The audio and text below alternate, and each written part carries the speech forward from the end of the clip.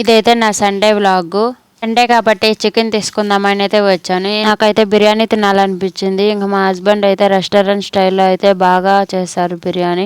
నేనైతే బిర్యానీ చేయడానికి అయితే అందిస్తూ ఆనియన్స్ కట్ చేయడం, ఏవైనా చిన్న హెల్ప్ కావాలంటే అందిస్తూ ఉంటాను. నువ్వైతే బిర్యానీ చేసే అని రిక్వెస్ట్ అయితే చేసా. తనైతే ఒప్పుకున్నారు. నేను బిర్యానీ చేసా, కానీ నేను నార్మల్ గా అయితే చేసా, ఇలా దమ్ అయితే పెట్టను. ఇంకా తనైతే తనకు కుదిరినప్పుడు సండేలో అయితే బిర్యానీ అయితే చేస్తూ ఉంటాడు. నాకైతే ఆ బిర్యానీ చేసేటప్పుడు అయితే ఈ ప్రాసెస్ లోనే అసలు సగం కడుపు నిండిపోయిద్ది. అంత బాగుండిద్ది స్మెల్కి. చాలా మంది అయితే బెంగళూరులో ఉంటున్నావు, కన్నడ రాదా అంటున్నారు. బయటికి వెళ్తే ఏం చేస్తావు, అందరూ కన్నడనే కదా అక్కడ మాట్లాడేది.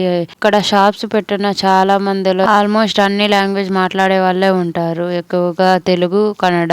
ఇంకా మనం కన్నడ మాట్లాడితే కన్నడలో, తెలుగులో మాట్లాడతారు. చాలా తక్కువ మంది, అంటే నార్త్ వాళ్ళు తప్ప అందరూ ఆల్మోస్ట్ అందరికి అన్ని లాంగ్వేజ్ వచ్చుంటాయి ఇక్కడ షాప్స్ పెట్టిన వాళ్ళకి. సో బయటకు వెళ్తే ఏమి ఇబ్బంది ఉండదు, నార్మల్ గా తెలుగులోనే మాట్లాడొచ్చు. ఎవరైనా బెంగళూరుకి వచ్చి 1 year లోపు కన్నడ నేర్చుకున్న వాళ్ళు ఎవరైనా ఉన్నారా? ఉంటే కామెంట్ చేయడం మర్చిపోవద్దు. ఇక్కడైతే బిర్యానీ అయితే రెడీ అయిపోయింది. టేస్ట్ అయితే మామూలుగా లేదు. ఎంతమందికి బిర్యానీతో పాటు ఇంకా థమ్స్అప్ పెట్టుకోవడం అలవాటు ఉంది? కామెంట్ చేయడం మర్చిపోవద్దు. కుదిరితే సబ్స్క్రైబ్ చేసుకోవచ్చు కదా. Bye bye. Thank you for watching.